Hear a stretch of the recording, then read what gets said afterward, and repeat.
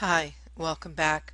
This lecture is going to be on prevention, medical histories, and vital signs.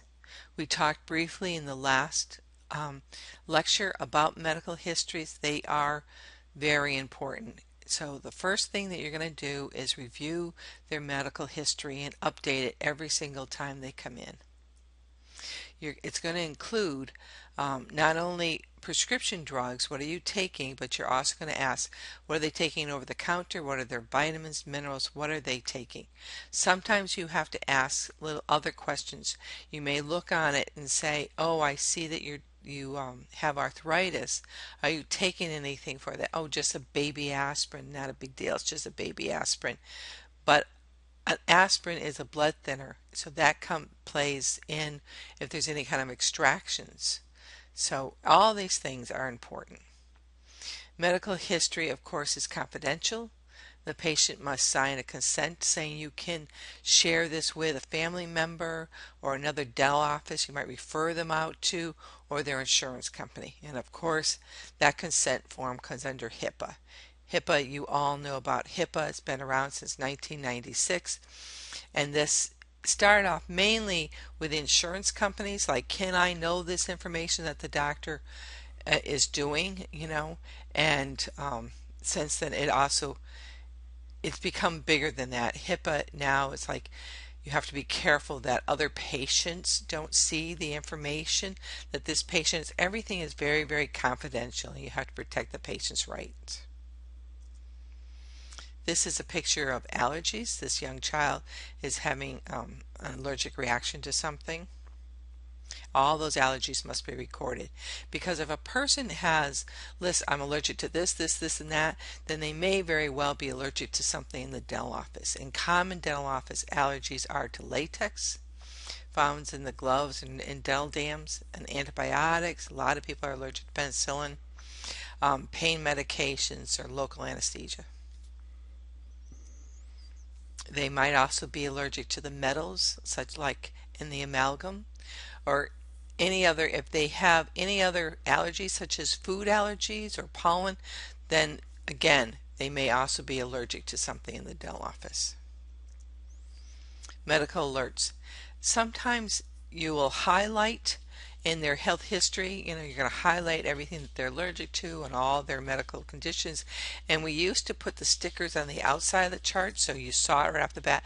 Now, because of HIPAA, you can't do that. All this stuff has to be hidden inside the chart.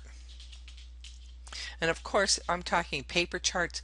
Most offices now are going to a digital chart, so there'll be different alerts with that. Clinical observation. When you're seeing the patient, observe, watch them. What's their skin tone like? How's their walk? What's their speech like? What's their emotion like? If you have somebody that's really, really hyper, they're ones that may faint on you. That they're starting to hyperventilate, that they're so nervous. So you want to watch this. The other thing that you want to watch for are people who are under the influence of drugs or alcohol. You cannot work on somebody under the influence of drug and alcohol. And this is common because people get nervous. They think they're going to have a little shot before they go in. But if you're giving anesthesia or different things, you don't know what they took. You just know that they're not right. And so you don't know what the interaction might be between the drugs and what you're doing. And the other thing is, they can come back and say, I didn't consent to any of this work. I was under the influence. So you cannot work. And sometimes you even have to call the police. Pregnant patients. You have to ask a patient before any procedure, but especially x-rays, is there any chance you're pregnant? And you really have to ask as young as 13 in today's world. Vital signs. Vital signs are your blood pressure, your pulse, the respiratory rate, and your temperature. And you're going to have clinical experience in this when you come into school again, and you'll go over this with your instructor. The blood pressure. The blood pressure is the pressure that the blood places on the walls of the artery. Hypertension, which is high blood pressure, happens when there's too much pressure on the arteries, and this can result in a stroke or a heart attack. There's a really good video in this lesson that you will watch next, and it'll show this in a very simple 3-minute video, but it talks about how the plaque builds up. You have a small little artery, and it gets smaller and smaller if you've got plaque and cholesterol built up there, and so when the blood's going through it, it builds more pressure on that wall, and that's how you get high blood pressure. There's two readings, the top one and the bottom one. You'll say 120/80. So what's the top one? That's the systolic pressure, and this is the pressure on the arteries when the heart is beating. The second one is the measurement of the pressure of the arteries when the heart is relaxed between beats. The pulse. The expansion and contraction of an artery caused by the ejection of the blood from the left ventricle of the heart as it contracts. This is most commonly you're going to take it down by the wrist, and you're never going to take it with your thumb, but you're going to learn all this and just exactly how to take it. You can also take it at the carotid artery, which is up in the neck, but that's a little trickier with a patient, you know, so it's a lot easier just to hold their wrist and take it with your 2 fingers.